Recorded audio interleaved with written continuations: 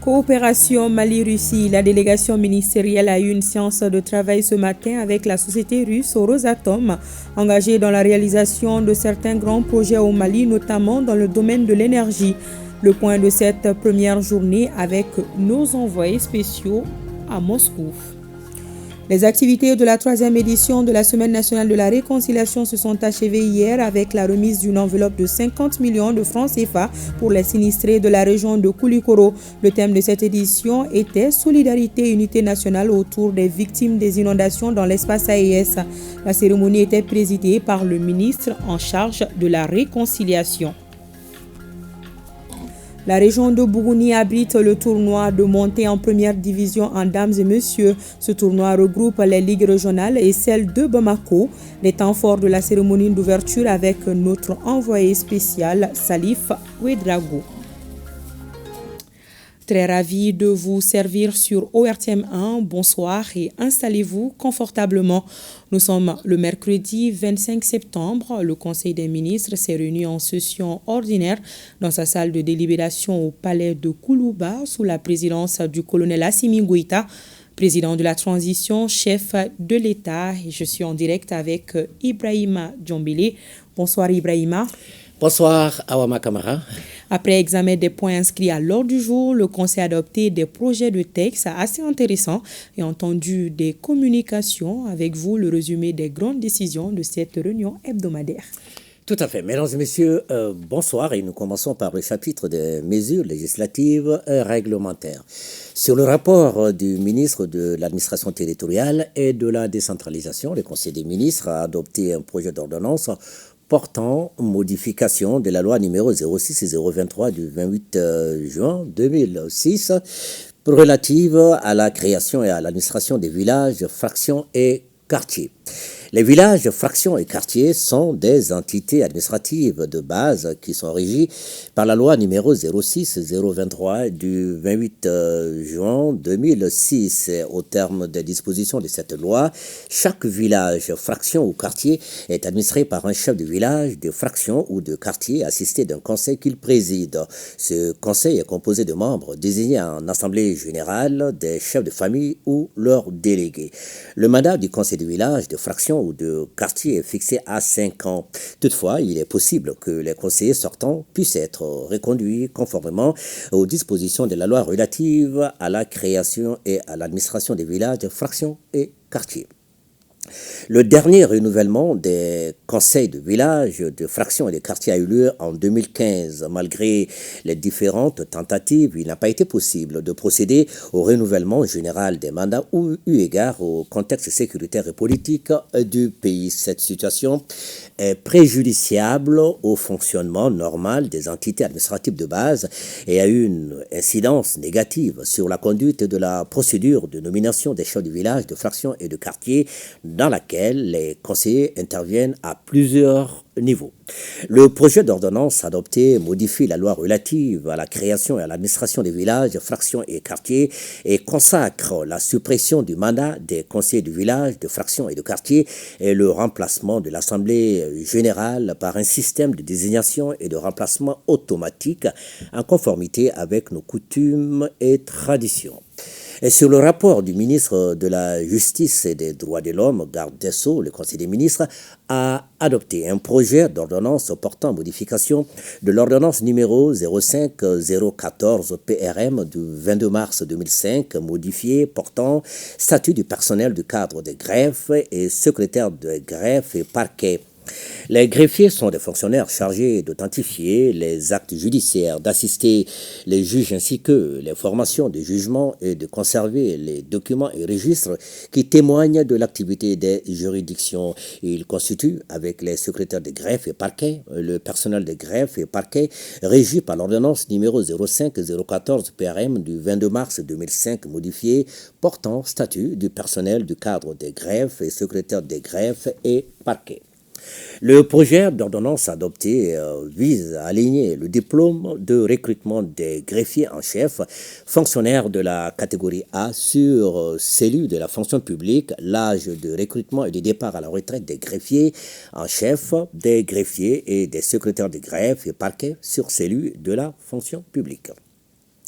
Sur le rapport du ministre de l'Élevage et de la Pêche, le Conseil des ministres a adopté des projets de textes relatifs à la création, à l'organisation, aux modalités de fonctionnement et au cadre organique du Centre de conservation, de multiplication et de diffusion du bétail ruminant endémique.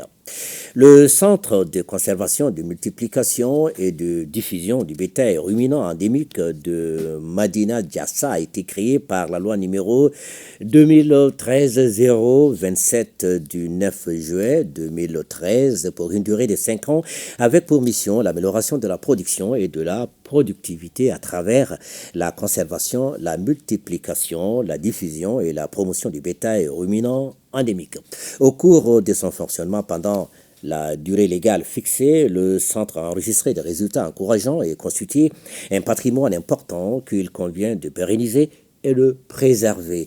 Les projets de texte sont adoptés dans ce cadre. Ils créent sous forme de services rattachés à durée indéterminée le centre de conservation, de multiplication et de diffusion du bétail ruminant endémique avec la même mission.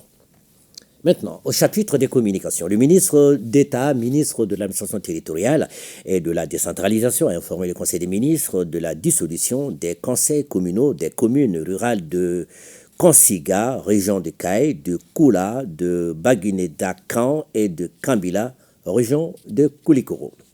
La dissolution du conseil communal est prévue par la loi numéro 2013-04 du 13 mars 2023 portant code des collectivités territoriales. Au terme de l'article 8 de la loi susvisée, le conseil communal peut être suspendu ou dissous. Dans tous les cas, le conseil communal est admis préalablement à fournir des explications écrites par l'entremise du maire aux représentants de l'État dans le cercle.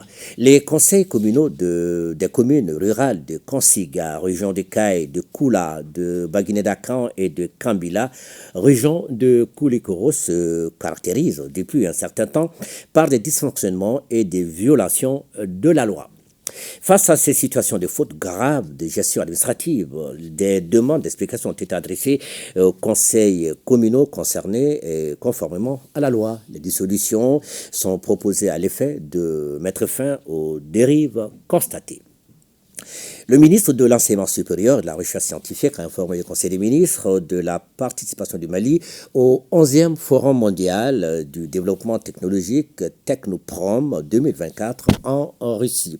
Une délégation malienne conduite par le ministre de l'Enseignement supérieur et de la Recherche scientifique a participé donc du 24 au 30 août 2024 au 11e Forum mondial du développement technologique Technoprom 2024 sous le thème « Construire l'avenir ensemble », collaboration Russie-Afrique dans le domaine de la formation des cadres. Pour marquer l'intérêt de notre pays à la coopération avec la Russie dans le sous-secteur de l'enseignement supérieur et de la recherche scientifique, le ministre a rappelé l'historique des relations culturelles avant de projeter les perspectives importantes qui s'ouvrent. La participation du Mali à ce forum du développement technologique a permis de découvrir toute la richesse scientifique, technologique et le potentiel de recherche dans le domaine de l'innovation et de formation des cadres maliens. Le ministre de la Promotion de la Femme, de l'Enfant et de la Famille a informé le Conseil des ministres de la commémoration de la Journée internationale de la fille le 11 octobre, édition 2024. La Journée internationale de la fille, instituée par l'Assemblée générale des Nations unies dans sa résolution 66 et 170 du 19 décembre 2011, vise à soutenir l'amélioration des perspectives d'avenir des jeunes filles et de sensibiliser l'opinion sur les inégalités dont elles souffrent à travers le monde. Le thème international de cette 13e édition est la vision des filles pour l'avenir. En rapport avec le contexte du pays, la journée sera célébrée sous le thème national l'accompagnement des filles dans les filières scientifiques, la refondation à travers l'éducation. L'objectif de cette journée est de soutenir l'éducation des filles dans les filières scientifiques pour une refondation réussie. La cérémonie officielle de la célébration aura lieu le 11 octobre 2024 et ce sera sous la présidence du Premier ministre, chef du gouvernement. B. De la célébration de la journée internationale de la femme rurale le 15 octobre, édition 2024, couplée à la journée mondiale de l'alimentation le 16 octobre, édition 2024. La journée internationale de la femme rurale a été instituée en 1997 à la suite des recommandations du comité des femmes de la Fédération internationale des producteurs agricoles lors de la conférence internationale de l'ONU sur les femmes à Beijing en 1995. Elle a été officialisée par la résolution 62-136 du 18 décembre 2007 de l'Assemblée générale des Nations unies. Le thème retenu cette année pour la journée internationale de la femme rurale est « Rôle et place des femmes rurales dans la construction d'un Mali nouveau ». Celui de la journée mondiale de l'alimentation s'intitule « Le droit des aliments ». Le droit aux aliments au service d'une vie et d'un avenir meilleur. L'objectif visé par ces journées est de renforcer le rôle et la place des femmes rurales dans la construction d'un Mali nouveau en promouvant un développement inclusif et durable. La cérémonie de lancement officielle de la célébration des deux journées couplées aura lieu le 15 octobre 2024 dans le village de Sibi. Le ministre de l'Élevage et de la Pêche a informé le Conseil des ministres de la célébration de la journée mondiale de lutte contre la rage au Mali. Le Mali, à l'instar de l'ensemble de la communauté internationale, célèbre chaque année, le 28 septembre, la journée mondiale de lutte contre la rage. Dans le cadre de la stratégie mondiale d'éradication de la rage transmise par la morsure du chien à l'horizon 2030, notre pays a élaboré et mis en œuvre un programme quinquennal. L'outil principal de lutte contre cette maladie est la vaccination des animaux sensibles, particulièrement des chiens, dans nos pays. Dans le cadre de la célébration de cette journée, il est prévu des actions d'information, de sensibilisation, de formation de la population et de vaccination gratuite des chiens. B. De la tenue de la première édition du Salon international des volailles CIV Mali 2024, ici à Bamako, du 19 au 21 octobre 2024. La Fédération interprofessionnelle de la filière avicole du Mali organise la première édition du Salon international des volailles CIV Mali 2024 à Bamako et ce sera sous le thème filière avicole, facteur de renforcement de la souveraineté et de la sécurité alimentaire et nutritionnelle. Le Salon international des volailles du Mali sera un cadre privilégié de partage du savoir-faire, des innovations et des réflexions pour la promotion des produits de l'aviculture. C'est également un véritable créneau pour les acteurs de la filière de nouer des partenariats féconds. Ce salon, qui regroupera plus de milliers de participants venant d'horizons divers, aura comme pays invité d'honneur le Royaume du Maroc. L'impact attendu est le transfert de techniques et de technologies innovantes, la disponibilité d'une large gamme de produits de l'aviculture pour rehausser le niveau de la production et de la production avicole. Le ministre de la Santé et du Développement social a informé le Conseil des ministres de la situation épidémiologique du pays, marquée notamment par une stagnation du nombre de cas testés positifs de la maladie à coronavirus par rapport à la semaine précédente et par une augmentation du nombre de cas confirmés de dengue comparé à celui de la semaine écoulée. Le président de la transition, chef de l'État, a appelé la population au respect strict des mesures de prévention et de lutte contre les maladies. Et ce sera tout pour la session d'aujourd'hui. Merci bien pour votre clarté, Ibrahima. Nous restons avec vous pour le contenu du communiqué du procureur de la République du pôle judiciaire spécialisé de lutte contre le terrorisme et la criminalité transnationale organisée. Tout à fait. Et un communiqué ainsi libellé, le procureur de la République du pôle judiciaire spécialisé de lutte contre le terrorisme et la criminalité transnationale organisée informe l'opinion publique nationale et internationale qui lui a été donné de constater que depuis un certain temps, un journaliste de la chaîne française France 24, dénommé Wassim Nasr, s'adonne à des commentaires tendancieux au lendemain de chaque attaque terroriste commise contre les États de la Confédération des États du Sahel. Les derniers en date remontent au 17 septembre 2024 où, suite aux attaques terroristes perpétrées ici à Bamako, il indique clairement être en contact avec les assaillants et qu'il lui communiquait en temps réel les objectifs de leurs attaques, leurs positions, les différentes cibles visées ou atteintes et le bilan humain et matériel et consécutif. L'analyse combinée des différentes interventions de Wassim Nasr sur les différents médias où il intervient laisse apparaître des prises de position et des commentaires s'assimilant à des actes de publicité et de soutien flagrants aux terroristes et aux actions des groupes armés terroristes sévissant au Sahel. Et ces actes s'analysent pénalement comme pouvant constituer des infractions à la loi pénale, notamment celle d'association de malfaiteurs en lien avec une entreprise terroriste, d'apologie du terrorisme et des complicités d'actes de terrorisme.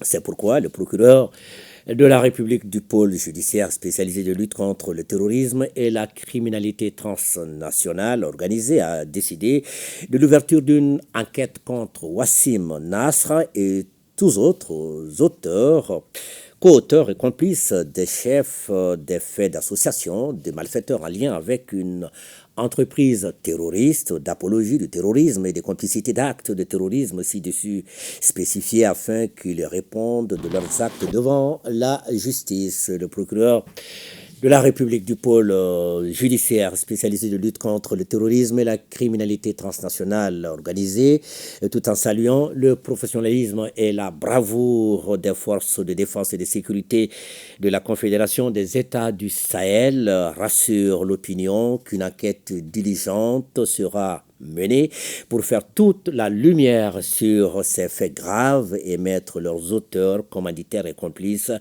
hors d'état de nuire. Point final. Merci bien Ibrahima Djombele. À la semaine prochaine. Plaise à Dieu. Inch'Allah. Le ministre de l'économie et des finances, Alousséni Sanou, conduit depuis hier une délégation de haut niveau en Russie. La partie malienne a eu une séance de travail ce matin avec la société Rosatom. 4 sujets étaient à l'ordre du jour de cette rencontre. Il s'agit notamment des sujets relatifs à l'énergie atomique, à l'énergie solaire, l'exploitation minière et l'affinage de l'or. Occasion pour Maliens et Russes de faire le point de l'état d'avancement des projets en cours. Des projets d'envergure d'une importance stratégique pour le Mali. Le récit de nos envoyés spéciaux à Moscou, Yaya Konaté et Tchéje Kamara. Sur la table des dirigeants de la corporation d'État russe de l'énergie atomique Rosatom, 4 projets majeurs concernant le Mali dans les domaines de l'énergie et des mines. Donner un coup d'accélérateur à la mise en œuvre de ces projets, tel est l'objectif clairement affiché par les deux parties. La centrale solaire photovoltaïque de Sanankoroba, dont la première pierre a été posée en mai dernier, figure en bonne place parmi les projets en question. Sa construction est confiée à l'entreprise Nova Wind, filiale de Rosatom. Vous vous rappelez que ils ont fait 2 missions de terrain au Mali pour aller se rendre compte donc de l'évidence de la disponibilité du terrain. Tous les documents juridiques ont été établis. Les contrats sont en train d'être validés de part et d'autre et nous pensons que la construction de la centrale va commencer incessamment. En matière d'énergie nucléaire, un certain nombre de mémorandums d'entente ont été signés par les deux parties à Bamako en juillet dernier. Le dossier de l'accès du Mali à l'énergie atomique à des fins pacifiques suit son cours ici avec une visite programmée dès le mois prochain d'une délégation d'experts maliens et de leaders d'opinion sur une des centrales nucléaires les plus modernes de Russie. Il s'agit donc d'organiser une visite avec non seulement les leaders d'opinion, mais toutes les personnes intéressées par la question au mois d'octobre ici, afin qu'ils viennent se rendre compte de la performance de la Fédération de Russie dans le domaine et également de se rassurer que c'est une énergie qui est très propre, une énergie qui s'adapte aujourd'hui aux besoins de l'État du Mali. Dans le domaine de l'exploitation minière, la société Rosatom est engagée depuis un certain temps avec notre pays sur la mine de lithium de Bougoula et les dispositions sont en cours pour une exploitation à l'échelle industrielle de ce minerai stratégique dès 2029.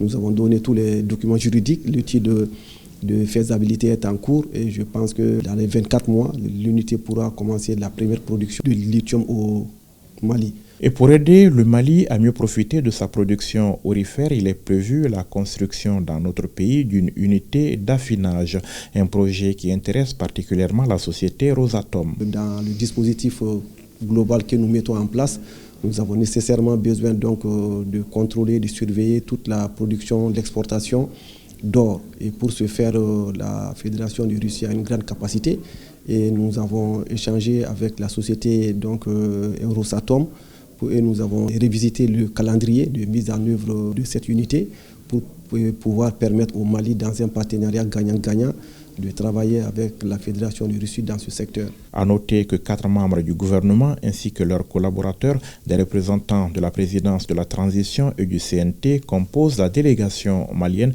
appuyée par la représentation diplomatique du Mali à Moscou. Nous restons à Moscou pour parler de cette autre séance de travail, cette fois-ci avec les responsables de la société Tenex, une filiale de Rosatom. Les deux parties ont convenu des démarches à entreprendre dans les prochains jours pour faire avancer le projet de réalisation d'une usine d'affinage. Le ministre des Mines, Amadou Keïta, à l'issue de cette séance de travail, répond aux questions de nos envoyés spéciaux à Moscou, Yaya Konaté et Tchédje Kamara. Nous avons convenu qu'il fallait continuer les discussions techniques ces 2 jours qui viennent pour ensuite avoir des documents beaucoup plus fins sur la feuille de route. Et quand nous disons feuille de route, c'est beaucoup plus en termes de modèle économique, mais aussi des aspects techniques. Et quand ces documents, donc cette feuille de route sera préparée pendant ces 2 jours, nous nous retrouverons le vendredi justement pour l'adopter. Et en ce moment, nous aurons donc un document très clair qui va nous permettre de pouvoir dire concrètement selon quel délai le projet sera réalisé, selon quel modèle économique. Dites-nous un peu quelle est l'importance stratégique d'une usine, d'une unité d'affinage pour notre pays. D'abord, ça va nous permettre de maîtriser, de pouvoir contrôler notre production aurifère. Vous savez, la production industrielle tourne autour de 70 tonnes par an. Et pour ce qui concerne l'artisanat minier, on n'a aucune maîtrise justement donc de la quantité d'or qui est produite à ces niveaux et souvent qui sort de façon tout à fait illégale. Or, avec l'usine d'affinage et les systèmes de contrôle que nous allons mettre en place au niveau de l'artisanat minier, nous allons pouvoir contrôler toute la production d'or au Mali. Et surtout qu'avec le nouveau code minier, toute la production d'or devrait être raffinée dans notre pays. Donc il y a un premier aspect lié donc, à la maîtrise de la production de l'or. Mais l'autre aspect, c'est que c'est un projet majeur aussi, un projet économique majeur, parce que ça va être de la valeur ajoutée, le fait donc de traiter donc, toutes ces quantités d'or au Mali. Et c'est pourquoi nous estimons qu'en mettant en place ces projets, c'est beaucoup plus un moyen de booster notre développement économique à travers le secteur minier. Nous sommes de retour au Mali. Les festivités de la 3e édition de la Semaine nationale de la réconciliation se sont achevées hier ici à Bamako. Le thème de l'édition 2024 était solidarité et unité nationale autour des victimes des inondations dans l'espace AES. Pendant une semaine, des dons ont été faits aux personnes nécessiteuses et un montant de 50 millions de francs CFA a été remis aux sinistrés de la région de Koulikoro.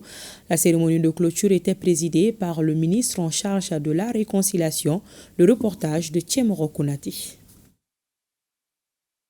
La marche vers l'union des cœurs et des esprits dans un Mali apaisé et prospère, un processus de réconciliation nationale à l'initiative du gouvernement qui y dédie une semaine entière. Cela s'appelle la CNA, la Semaine nationale de la réconciliation, dont la 3e édition connaît ainsi son épilogue. Durant près de 15 ans, notre pays a connu une crise multidimensionnelle sans précédent, entraînant un effritement de tissus social des ethnies qui vivaient en bonne harmonie depuis des millénaires ont été liées les unes contre les autres. Pour tourner définitivement cette page sombre de l'histoire du Mali, il s'agira de faire de la réconciliation nationale un processus perpétuel. Toutes les actions allant dans ce sens sont les bienvenues et chacun à son niveau est appelé à s'investir pour y parvenir. Actualité oblige, l'événement est placé cette année sous le signe de l'assistance des victimes des inondations dans l'espace AES. Un thème traduit une fois de plus en acte concret à travers l'octroi d'un montant de 50 millions de francs CFA aux sinistrés de la région de Koulikoro à travers le gouverneur. C'est un signe de considération et de reconnaissance à l'endroit des populations victimes des inondations. Et je vous rassure que bon usage en sera fait. Il va y avoir une transparence totale autour de la gestion de ce chèque géant. Cette édition, dont le lancement officiel a eu lieu à Gao, a été marquée par la participation des ministres en charge des questions de réconciliation des pays frères de l'AES. Cette scénario a été l'occasion de mener une vaste campagne de sensibilisation, de communication et d'assistance au profit des victimes des inondations, ainsi qu'aux équipes de secours. Ces actions ont été accompagnées par des prières collectives dans les mosquées et les églises. Geste symbolique à l'endroit du ministre, un bélier offert par la population de Kangaba. Le don avait été remis samedi dernier au gouverneur Sanogo lors de la cérémonie de clôture de l'étape de cette localité. Expression d'une hospitalité légendaire qui a son ancrage dans les traditions au Mali. Les nouvelles des FAMA sur les théâtres des opérations. Les forces de défense et de sécurité ont infligé une lourde perte aux terroristes dans la zone de Saï. C'était ce matin. Le commentaire de Abdoulaye Sakou. L'état-major général des armées informe l'opinion que dans la matinée du 25 septembre 2024, une unité de la gendarmerie nationale engagée dans une mission de sécurisation a été prise à partie par un groupe armé terroriste dans la zone de Saï. L'unité a vigoureusement réagi à l'embuscade en appliquant avec rigueur et professionnalisme les mesures et réflexes et procédures appropriées, les FAMA ayant infligé de lourdes pertes à l'ennemi qui a décroché. Ils ont été pris en chasse pendant leur repli et frappés plusieurs fois avec efficacité. Une opération héliportée a ensuite été lancée pour rattraper d'autres fuyards jusque dans leur retranchement. L'état-major général des armées rend hommage aux vaillants soldats qui ne ménagent aucun effort ni sacrifice pour protéger les populations maliennes partout sur le territoire national. L'état-major général des armées remercie les Maliens de leur soutien et rassure l'opinion que la lutte contre l'obscurantisme se poursuivra sans relâche.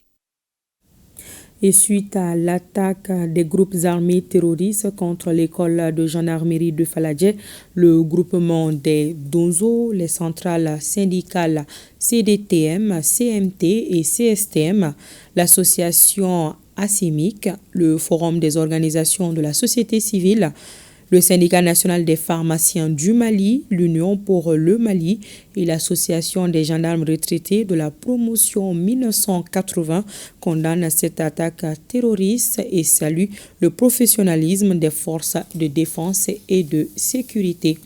Action civilo-militaire à Mopti. Les forces de défense et de sécurité ont construit des infrastructures réalisées et rénové certains des bâtiments. Ces actions couplées aux dons de vivres aux veuves des militaires et paramilitaires et aux anciens combattants du camp Amadoun Boukari Bari dit Balobo de Sévaré. L'initiative vise à créer des meilleures conditions de vie et de travail pour les militaires et leurs familles. De Mopti, le reportage de Oumar Maïga.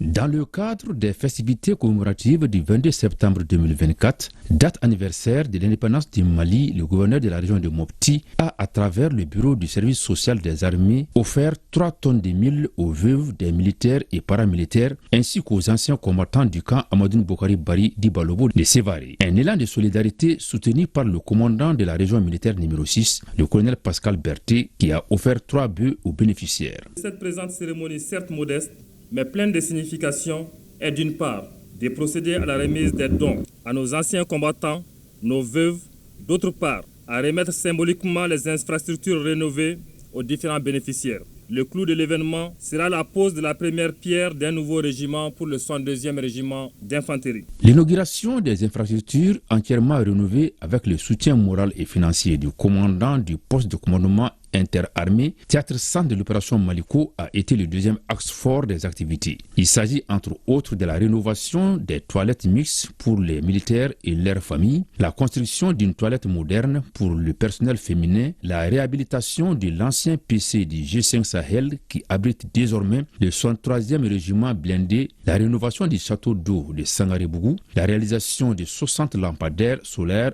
pour l'éclairage du camp. Les efforts qui sont en train d'être faits pour assurer un des piliers de la vision stratégique du chef d'état-major des armées doit appeler aussi votre attention. Pour pousser à plus d'engagement afin de satisfaire les sacrifices consentis par les plus hautes autorités du pays. Fort de cet objectif assigné par la hiérarchie, nous nous sommes attelés à l'amélioration des conditions de vie des hommes et de leurs familles, l'amélioration des conditions de travail, sans oublier l'amélioration des conditions d'hospitalisation de nos blessés de guerre. Les travaux de rénovation et de construction à travers la pose de la première pierre du tout nouveau poste de commandement du 62e régiment d'intervention rapide, ainsi que les chantiers de construction et de rénovation des locaux de la direction régionale des transmissions, s'inscrivent en droite ligne de la vision des plus hautes autorités, à savoir améliorer les conditions de vie et de travail des forces de défense et de sécurité et renforcer les dispositifs sécuritaires. Et à présent, le contenu de cet autre communiqué dans le cadre du projet de système intégré de gestion des ressources humaines des fonctions publiques de l'État et des collectivités territoriales. Le ministre de la Refondation de l'État, chargé des relations avec les institutions, informe les agents de l'État et des collectivités territoriales du deuxième passage des équipes d'identification physique à Mopti et Tombouctou à partir du jeudi 19 septembre 2024 pour les localités difficiles d'accès. Les agents qui ne sont pas encore enrôlés sont priés de se rendre respectivement au Conseil régional de Mopti au plus tard le vendredi 27 septembre 2024 à 12h. À l'Académie d'enseignement de Tombouctou au plus tard le dimanche 29 septembre 2024 à 17h. Cette mesure vise à garantir la prise en compte de l'ensemble des agents recensés dans le cadre du projet Système intégré de gestion des ressources humaines et à assurer une gestion optimale des ressources humaines. La jeunesse malienne à l'école de la guerre informationnelle. C'est une initiative du ministère en charge de la jeunesse. Il s'agit de doter cette frange de la population des techniques de la communication en période de crise. Les apprenants seront à leur tour des relais dans les différentes régions du Mali. La session de 2 jours qui s'est achevée cet après-midi s'est déroulée au Palais des Pionniers. Le reportage de Salima Tandao.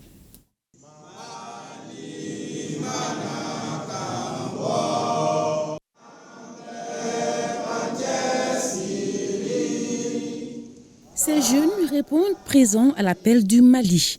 L'État les envoie en mission dans le cadre de la lutte contre la guerre informationnelle. Ils vont bénéficier de l'expertise du journaliste de renom Salif Sanogo, ancien directeur général de l'ORTM. Un partage de connaissances que M. Sanogo effectue à la suite de la campagne de sensibilisation sur la communication en période de guerre à l'endroit des jeunes, initiée par le ministère en charge de la jeunesse et des sports. Les jeunes aujourd'hui se retrouvent sur les réseaux sociaux et les réseaux sociaux sont partout. Donc on va leur donner les outils nécessaires afin qu'ils puissent détecter le vrai du faux et surtout qu'ils puissent ne pas tomber dans certaines campagnes de dénigrement de notre pays afin qu'on puisse remonter le moral de l'ensemble de la population car comme l'a dit le président de la transition, il est jeune et s'il échoue, c'est l'ensemble de la jeunesse malienne qui aura échoué.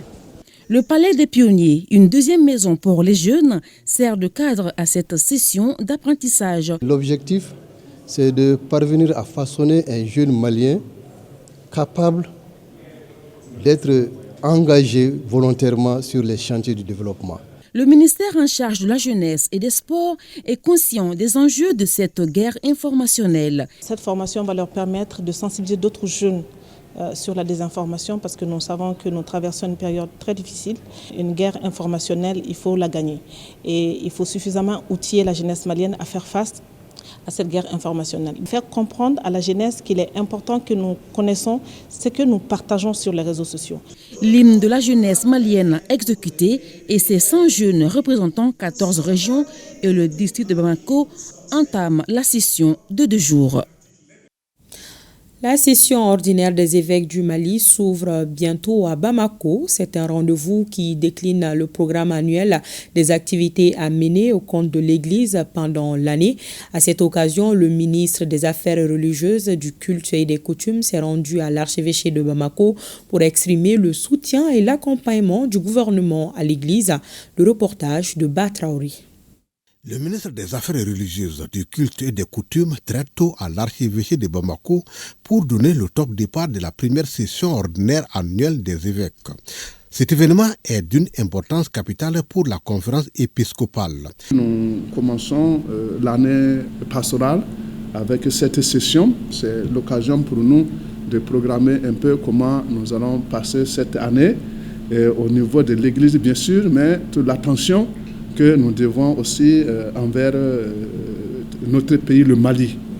C'est vrai, nous ne sommes pas dans le domaine de l'enseignement proprement dit ici, mais pour moi, c'est l'occasion de remercier le gouvernement pour l'engagement, l'effort que le gouvernement a consenti pour accompagner l'enseignement privé catholique au niveau de notre pays. Cette visite du ministre en charge des Affaires religieuses traduit tout l'accompagnement des autorités du Mali à l'Église pour cet événement.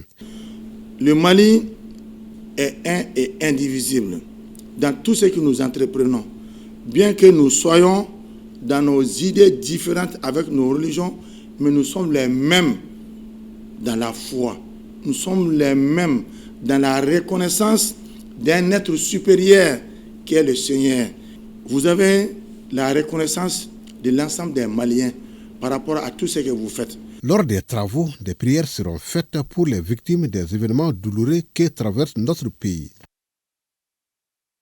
Et ce communiqué qui vient de nous parvenir, le ministre de la Promotion de la Femme, de l'Enfant et de la Famille informe les candidates au concours direct et professionnel d'entrée à l'ENA au titre de l'année 2023 et ont participé à la première session de renforcement des capacités sur l'épreuve de culture générale, que la deuxième session sur les épreuves technique se déroulera du vendredi 27 septembre au vendredi 11 octobre 2024 de 8h à midi au lycée Ba Aminata Diallo El-Bad et au lycée technique de Bamako. Le centre régional de spécialisation sur le riz est une référence dans la sous-région. Il a pour vocation de coordonner la culture du riz dans l'espace.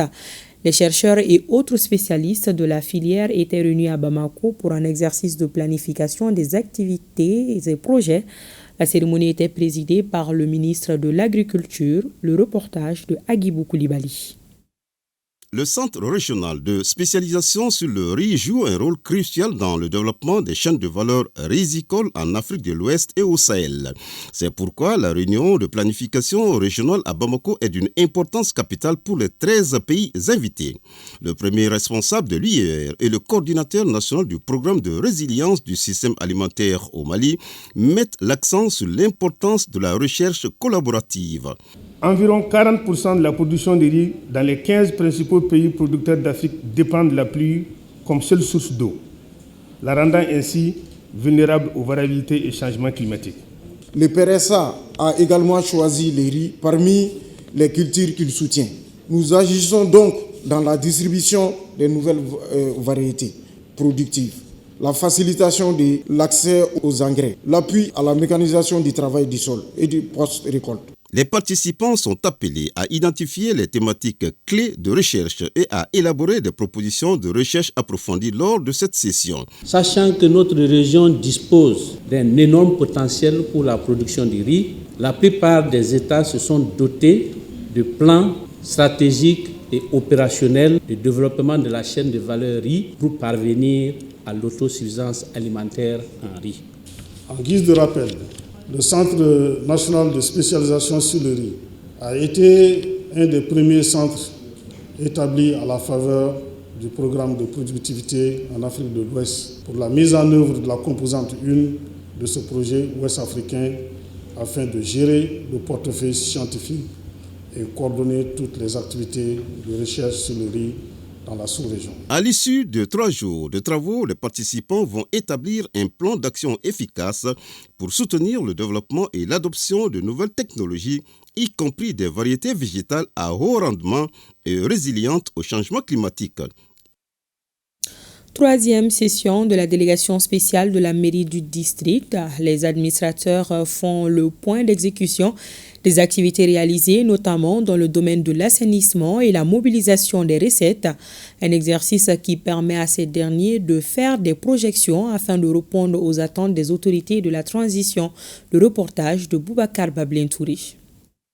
Au menu de cette 3e session ordinaire de la délégation spéciale de la mairie du district de Bamako, 5 points essentiels, au nombre desquels l'examen et la fixation des taux des taxes et redevances 2025, le réexamen et l'adoption des subventions accordées aux organes socio-professionnels. La loi déterminant les ressources fiscales, le district de Bamako peut, par délibération, instituer à son profit des taxes fiscales sur certaines matières. Concernant le réexamen et adoption des subventions accordées aux organismes socio-professionnels, il est à rappeler la nécessité de lister les organismes, les associations, les syndicats que nous comptons subventionner au cours de l'année qui s'annonce. Les administrateurs ont également examiné le plan de passation des marchés publics au titre de l'exercice 2025 et l'octroi des frais de déplacement aux agents de nuit pour le compte de la direction des services urbains, de voirie et de l'assainissement et celle de bon office et de la protection de l'environnement. Quant au point relatif au plan de passation des marchés publics, les autorités contractantes élaborent des plans prévisionnels annuels de passation des marchés publics sur le fondement de leur programme d'activité. Concernant le point relatif à l'octroi des frais de déplacement, voire de motivation des agents de jour comme de nuit sont déployés sur le terrain pour l'enlèvement des ordures. Les résultats escomptés sont déjà visibles. Sur les 5 points soumis à l'appréciation des membres de la délégation, 4 ont été approuvés. Les administrateurs de l'hôpital du Mali font l'examen à mi-parcours des activités réalisées au cours du premier semestre. Sur une prévision annuelle de près de 6 milliards de francs CFA, cet hôpital de 3e référence a pu exécuter 47,29% de son budget. Cette 24e session servira de cadre pour examiner le rapport d'activité et de dégager les actions futures. Le reportage de Sokona Kamisoko. S'il y a un défi que comptent relever les responsables de l'hôpital du Mali, c'est bien la satisfaction des patients à travers la facilitation à l'accès aux soins. Pour l'atteinte de cet objectif, il envisage de lancer très prochainement une toute nouvelle stratégie appelée les activités personnalisées. L'activité personnalisée, c'est pour faciliter l'accès rapide aux soins de santé. Cette activité se fera en dehors des horaires normales de service. Donc c'est le patient qui choisit le médecin, dit que je vais voir un tel médecin pour qu'il me consulte dans un bref délai. Et ça permettra aussi de soulager ceux qui n'ont pas assez de temps pour faire le rang le matin pour les activités ordinaires. Le premier semestre de l'année 2024, au dire de la première responsable de l'hôpital, a été marqué par des difficultés tant sur le plan financier, personnel que matériel. Au cours du premier semestre 2024, l'hôpital a enregistré les résultats suivants: 95% pour les activités de consultation externe, 88% pour les activités chirurgicales. Pour mener ces activités de l'année 2024, l'hôpital du Mali dispose d'un budget annuel approuvé total de 5 milliards 897 827 498 francs CFA. Nous n'avons pas assez de salles de consultation et ensuite nous n'avons pas assez de salles pour les opérations. Ce qui fait que les malades programmés durent sur la liste d'attente. Parce que parfois, même si on programme des interventions en cas d'urgence, par exemple des accidents de la circulation, etc., on est obligé d'annuler ces interventions pour prendre ceux qui sont dans les situations d'urgence. L'hôpital du Mali, établissement de 3e référence dans la pyramide sanitaire, est massivement fréquenté. Une forte concentration qui demande l'élargissement de ses capacités d'accueil. Un souhait exprimé par les responsables de la structure. Allusion à la réalisation des nouvelles infrastructures et à l'acquisition de nouveaux équipements. À présent, en direction la cité des 333 saints avec la célébration de la journée mondiale de l'arthrose, une initiative de la Société malienne de rhumatologie et l'association des ressortissants et sympathisants pour le développement du cercle de Tombouctou. Le thème retenu, prévenir et soigner l'arthrose. Et ce sont des centaines de personnes qui ont bénéficié de consultations gratuites et de médicaments. Les temps forts avec Idrissa Goulou Sissoko. Pour la célébration de la journée mondiale de l'arthrose, la Société malienne de rhumatologie, en partenariat avec l'association des ressortissants et sympathisants pour le développement du cercle de Tombouctou, ont choisi la région de Tombouctou pour mener des consultations gratuites et dons de médicaments au profit des populations.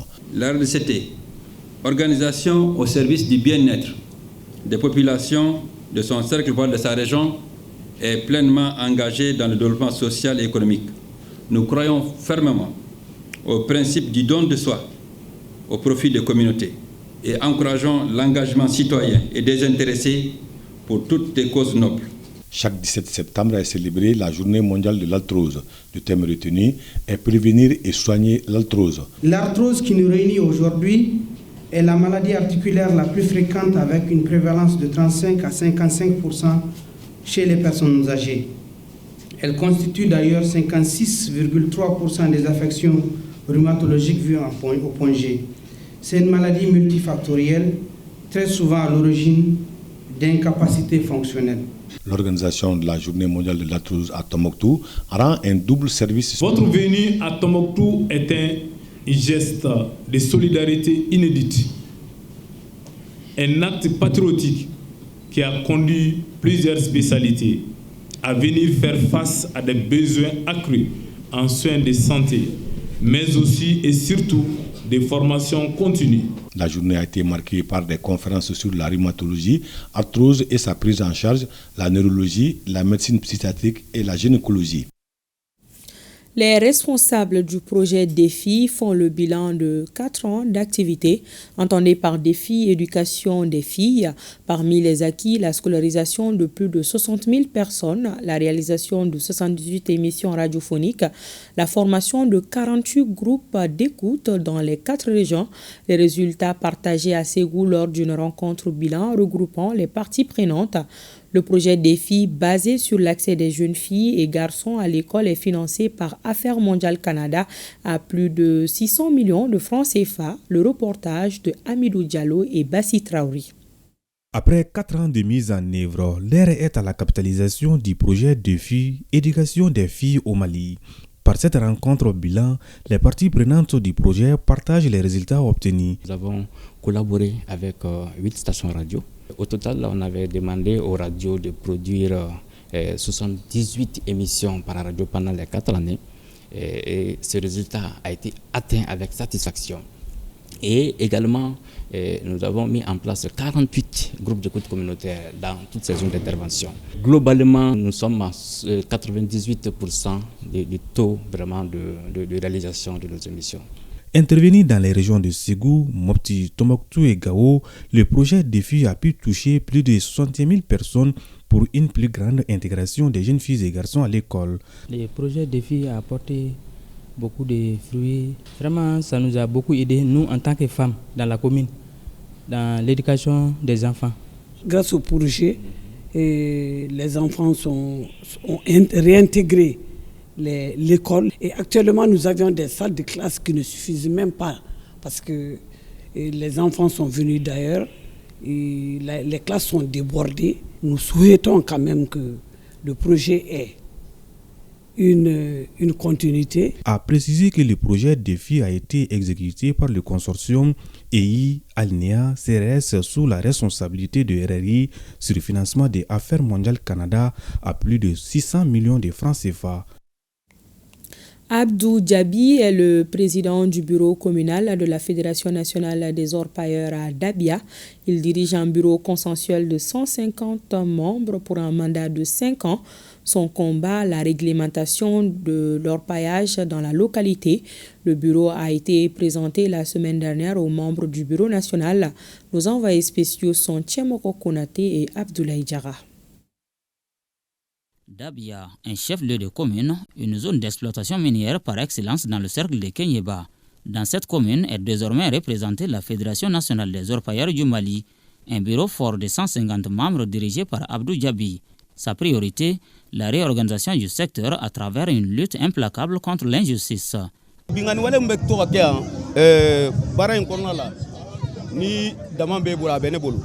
Il y a certains orpailleurs qui font des abus de pouvoir. La loi est foulée aux pieds puisqu'il n'y avait pas de bureau pour réglementer le secteur. Les situations conflictuelles se géraient chez les particuliers. Désormais, tout se fera au siège du bureau. Il s'agit d'un bureau consensuel mis en place sous la supervision des représentants du bureau national. Cette mise en place du bureau communal de la Fédération nationale des orpailleurs du Mali à Dabia s'inscrit dans une dynamique de révolution du secteur minier. Il s'agira de rendre les productions plus profitables aux exploitants tout en garantissant la part de l'État. Les quittances sont mises à la disposition de la FENOM et ces quittances sont vendues dans les différents sites d'orpaillage. Toutes les personnes qui travaillent sur le site doivent prendre ces billets-là, ces quittances. Donc en prenant ces quittances, l'État aussi aura sa part. Le bureau communal de la Fédération nationale des orpailleurs du Mali de Dabia étant à présent validé pour un mandat de 5 ans, il revient aux membres de se mettre à la tâche afin que l'or brille à hauteur de souhait dans la localité au bénéfice des Maliens.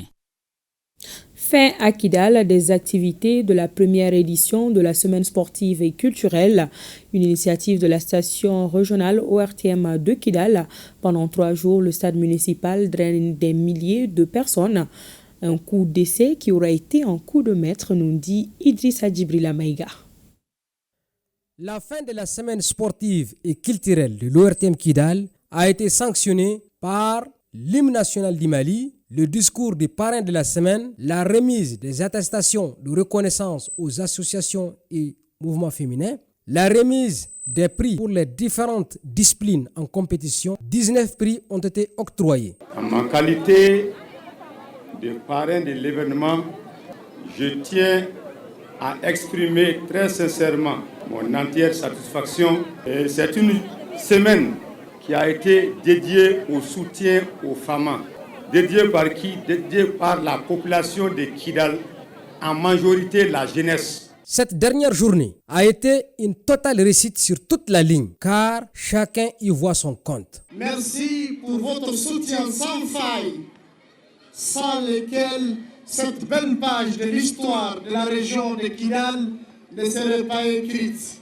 Monsieur le gouverneur de la région de Kidal, acceptez que je vous dise le remerciement, les salutations du ministre de la Communication, de l'économie numérique et de la modernisation de l'administration. Acceptez aussi qu'on vous dise ici les salutations du directeur général de l'ORTM, Hassan Baba Djambélé. Toutes mes félicitations pour l'initiateur, pour l'ORTM Kidal et mon encouragement. Toutes mes félicitations à la jeunesse de Kidal et tous mes remerciements à l'endroit de toute la population de la région de Kidal pour la réussite de cet événement important. La première édition de la semaine sportive et culturelle de l'ORTM Kidal a tenu toutes ses promesses, eu égard à l'engouement qu'elle a suscité au niveau de la couche juvénile kidaloise. Le président de la commission de rédaction de la Charte pour la paix et la réconciliation poursuit sa rencontre avec les institutions de la République. Ousmane Issoufi Maïga et son équipe étaient ce jour au Conseil économique, social, environnemental et culturel et au Conseil des collectivités, 2 institutions dont l'avis est très important dans la rédaction de la Charte pour la paix. Les échanges ont permis d'accorder les violons sur beaucoup d'aspects. Le compte rendu de ces rencontres avec Salimata Ndao. C'est pour échanger sur l'avant-projet de la Charte pour la paix et la réconciliation nationale que les membres de la commission de rédaction du document et ceux du Conseil économique, social, environnemental et culturel se sont retrouvés. L'institution détient les archives, les attentes du peuple malien et ce, dans plusieurs domaines. Les rédacteurs profitent donc de cette rencontre pour s'approprier une base de données pouvant améliorer le contenu de l'ouvrage en cours d'élaboration. Votre organisme qui recueille à travers le pays les attentes de nos populations, leurs préoccupations, et vous faites rapport de cela aux plus hautes autorités de notre pays. Quelle solution? Quelle est votre vision? Qu'est-ce que vous souhaiteriez voir inscrire dans le projet de charte que nous sommes en train d'élaborer concernant toutes ces préoccupations? En réponse à cette question, le maître des lieux, Yacouba Katile, fait référence au recueil annuel que le Conseil rédige chaque année après des enquêtes. On sait qu'il y a des préoccupations, tout le monde suit à tout moment ce qui se passe lors de la session du Conseil consacré au recueil annuel des attentes, des besoins et des problèmes de la société. Et au regard vraiment de ces préoccupations, nous avons toujours formulé des recommandations à l'adresse des autorités, qui certainement à leur niveau peut-être peuvent exploiter, mais sans pour autant nous faire des retours que par rapport à vos préoccupations, voilà ce que nous avons fait, puisque vous voyez tout simplement que c'est un organe consultatif et ça s'arrête là. Mais à partir du moment où désormais cela sera pris en compte, qu'il faut une rencontre annuelle entre l'exécutif et l'institution, les choses vont se clarifier davantage et en ce moment que va apparaître le rôle crucial de notre institution. Selon le président Katile, ces recueils renferment d'énormes indices pouvant soulager les maux qui entravent la stabilité du pays. C'est donc avec un apport conséquent du Conseil économique que l'ancien Premier ministre conduit son équipe au Haut Conseil des collectivités territoriales. Ici, on note la présence du ministre en charge de la refondation de l'État, Ibrahim Ikassa Maïga. À l'entame de la session, Ousmane Soufi Maïga décline les raisons de la tenue de cette rencontre. La Commission souhaiterait bénéficier des contributions du Haut Conseil des collectivités sur le point suivant. Les éléments clés que le Haut Conseil des collectivités voudrait voir inscrits dans l'avant-projet de la Charte nationale pour la paix et la réconciliation. L'apport des collectivités territoriales dans la préservation et la restauration de la paix et de la sécurité.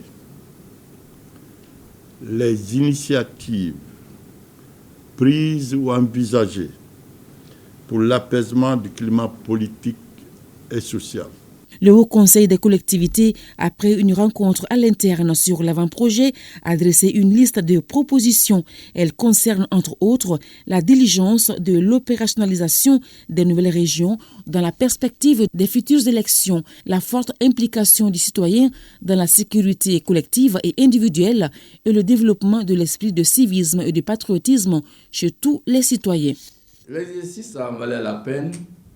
Il y a eu des éléments de réponse qui nous permettent, nous aussi, à partir de ce moment, parce que hier, on n'avait pas peut-être bien compris comment on devait contribuer. Aujourd'hui, ça nous permet, les débats et vous-même, vos réactions, vos interventions nous permettent de mieux comprendre comment on peut reformuler nos questionnements, comment on peut vous les envoyer. Et ça, je vous assure que nous le ferons. Des exposés ont été présentés par les membres de la commission de rédaction sur les enjeux et les défis à relever, donnant ainsi une chance à la paix de s'installer définitivement. Et cette séquence a servi à introduire le ministre de la refondation de l'État chargé des relations avec les institutions, Ibrahim Ikassa Maïga. Les trois piliers de la refondation ressortissent un peu de ce que vous avez dit là. Déjà, nous avons une vision largement partagé par le peuple malien. Je pense que c'est ce qui a été exprimé là. Qu'est-ce que nous voulons pour nous-mêmes? Qu'est-ce que nous avons pensé pour nous-mêmes? Et comment nous l'avons exprimé? C'est ça, la vision partagée de la refondation et qui est assumée par un leadership courageux et visionnaire. Aujourd'hui, cela existe. Un Mali nouveau, bien gouverné, sécurisé et stable, soucieux du développement durable et du vivre ensemble et respectueux des droits de l'homme et des valeurs socio-culturelles. Cela est. Ensuite, le second pilier, c'est la mise en œuvre de cette vision à travers le cadre stratégique de la refondation de l'État et donc l'élaboration et la mise en œuvre des politiques sectorielles, des stratégies sectorielles, des réformes. Ça aussi, nous l'avons. Mais le troisième pan, c'est aussi aujourd'hui le cas de la refondation d'une nouvelle citoyenneté. Demain, Ousmane Issifou Maïga et ses collaborateurs rencontreront le Conseil national de transition et le gouvernement pour recueillir leur contribution à la rédaction de l'avant-projet de la Charte pour la paix et la réconciliation nationale.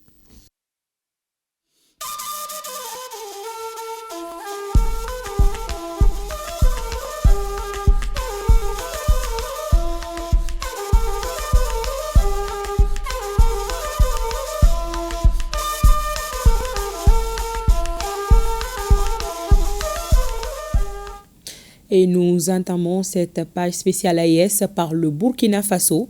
Les activités ont repris à Barça-Logo un mois après le drame survenu dans cette localité.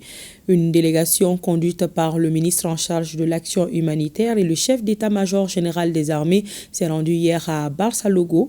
Une visite pour saluer la résilience des populations civiles et militaires. Le reportage de notre confrère de la RTB, bienvenue Taosa. Une nouvelle fois, Barça-Logo dans le San Matenga reçoit de la visite après le drame du 24 août dernier. Une délégation avec à sa tête la ministre en charge de l'action humanitaire et le chef d'état-major général des armées. La délégation vient toucher du doigt l'évolution de la gestion de la crise. La démarche est bien accueillie par le chef du village.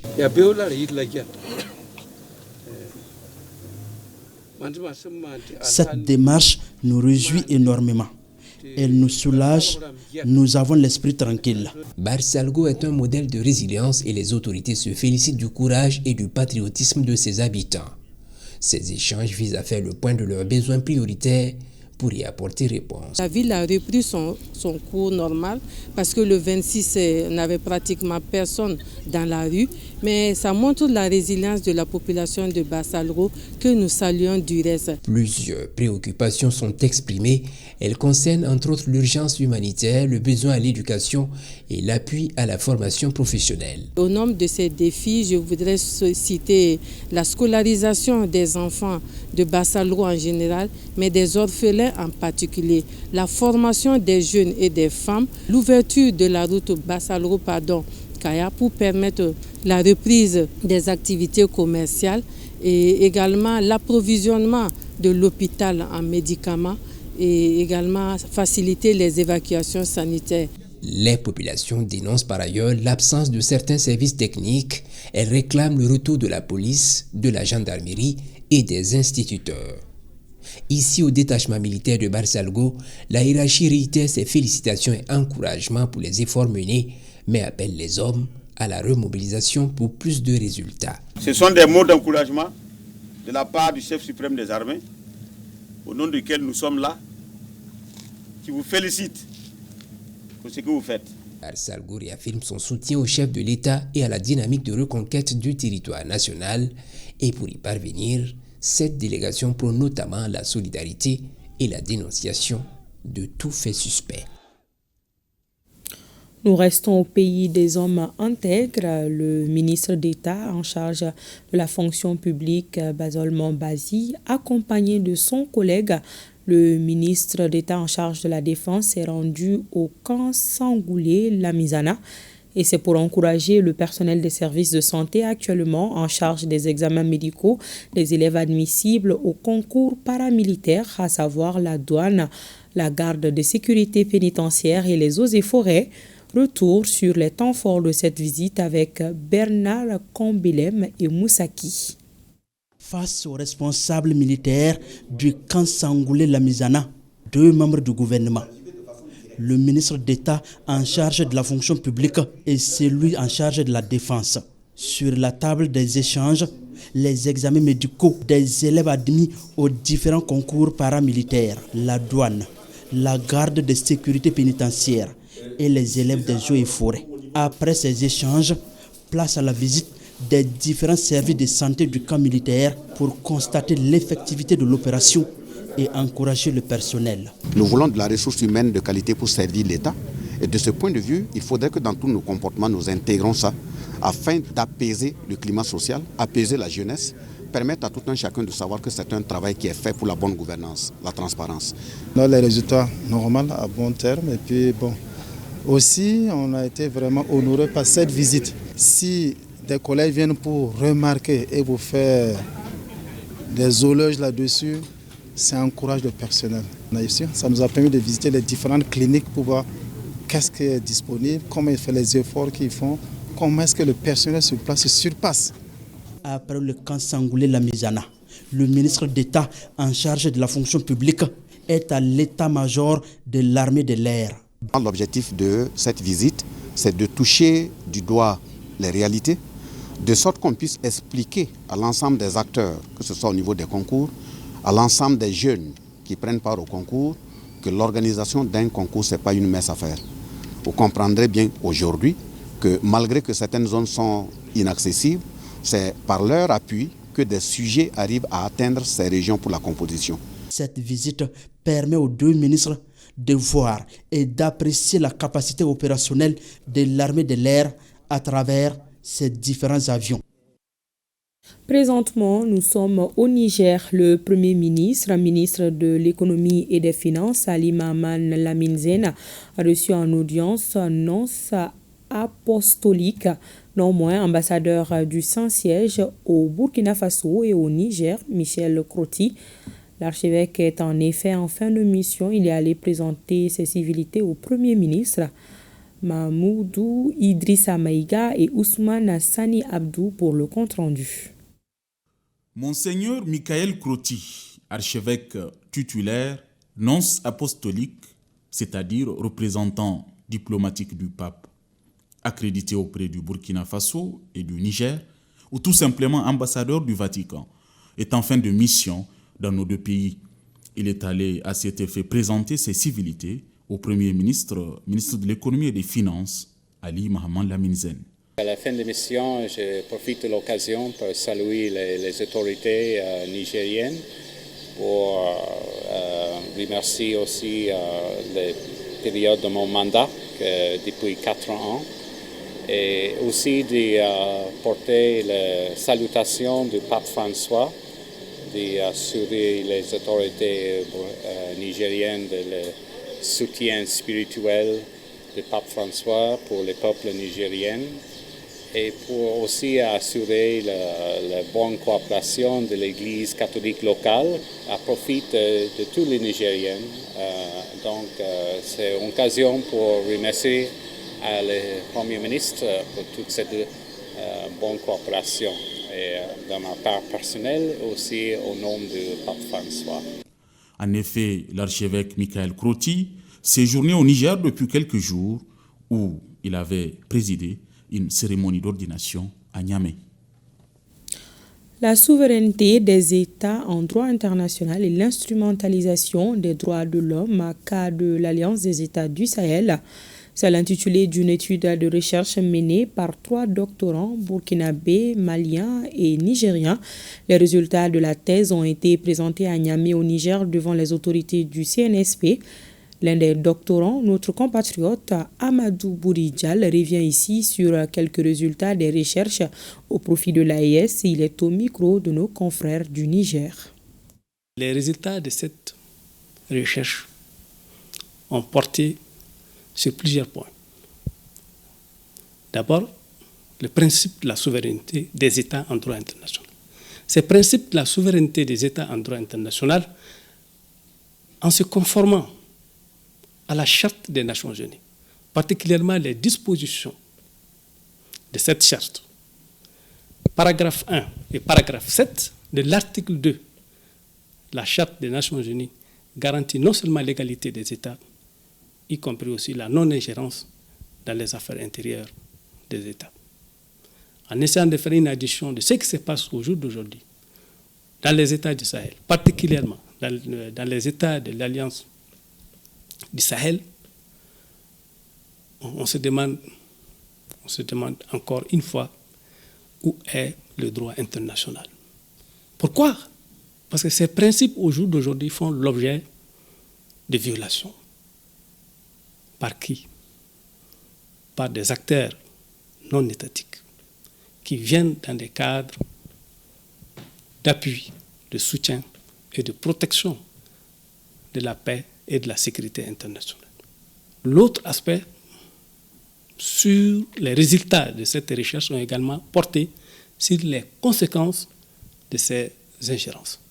Les conséquences de ces ingérences ne sont autres que des ingérences politiques, des ingérences diplomatiques, des ingérences militaires, des ingérences économiques et des ingérences humanitaires.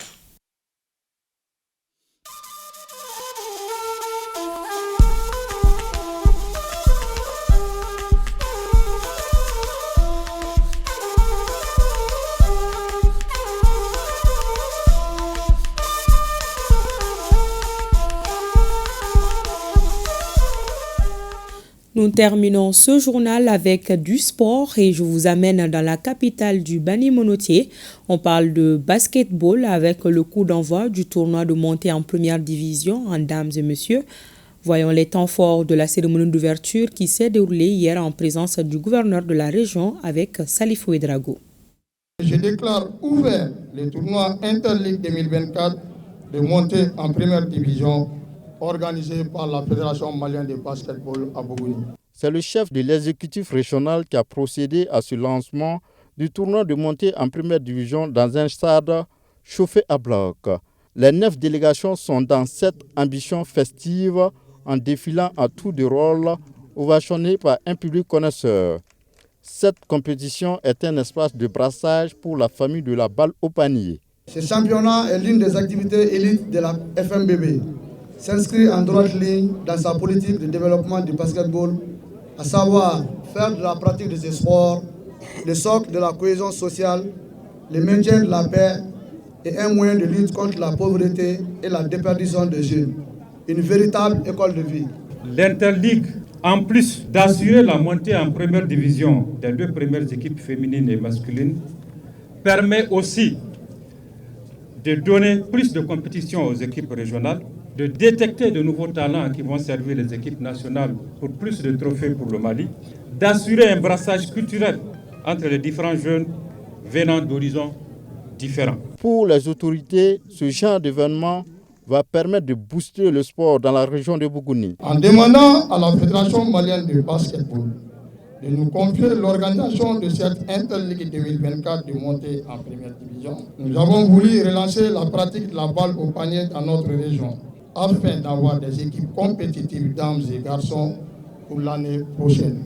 Après l'aspect festif, place au jeu, à la concentration pour décrocher les 2 meilleures places en dames et en messieurs en vue de l'élite la saison prochaine.